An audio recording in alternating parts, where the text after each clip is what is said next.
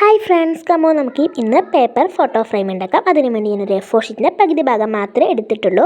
ഇനി അടുത്തതായിട്ട് നമുക്ക് 1 സെൻറ്റിമീറ്റർ നീളത്തിൽ 4 ലൈൻസ് 4 സൈഡിലായിട്ട് വരച്ചു കൊടുക്കാം. എന്നിട്ട് ഈ 4 സൈഡിലെ സ്ക്വയർ പീസ് അങ്ങ് കട്ട് ചെയ്തെടുക്കാം. എന്നിട്ട് വീഡിയോയിൽ കാണുന്നത് പോലെ ഈ ഒരു ഷേപ്പ് വരച്ച് അതൊന്ന് കട്ട് ചെയ്തെടുക്കാം. അപ്പോൾ 4 സൈഡിലും അങ്ങനെ വരയ്ക്കണം. അപ്പോൾ നമുക്ക് ഇതുപോലെ കിട്ടും. ഇനി അടുത്തതായിട്ട് ഈ ലൈനിൻ്റെ മീതെ കൂടെ നമുക്ക് സ്കെയിൽ വെച്ചിട്ടൊന്ന് ഇങ്ങനെ മടക്കി കൊടുക്കാം.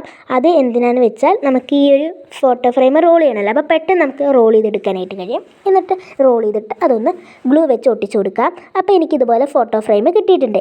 ഇനി അടുത്തായിട്ട് ഇതിൻ്റെ ഉള്ളിൽ ഡിസൈൻസ് ഒക്കെയാണ്. അപ്പോൾ അതിന് വേണ്ടി ഞാനിവിടെ വാട്ടർ കളർ ഉപയോഗിച്ചിട്ട് ഒരു ഗ്രിഡ് ലൈൻസ് വരച്ചു കൊടുക്കുന്നുണ്ട്.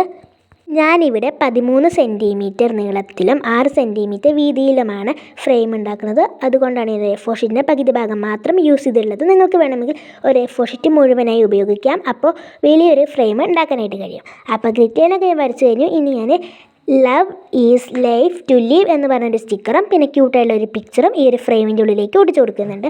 അപ്പോൾ ഇത്രയുള്ള നമ്മുടെ ഫ്രെയിം ഐഡിയ. ഇഷ്ടപ്പെട്ട ലൈക്കും കമൻറ്റും സബ്സ്ക്രൈബും ചെയ്യുക. അടുത്തൊരു വീഡിയോയുമായി വീണ്ടും കാണാം. അതുവരെ എല്ലാവർക്കും ബൈ.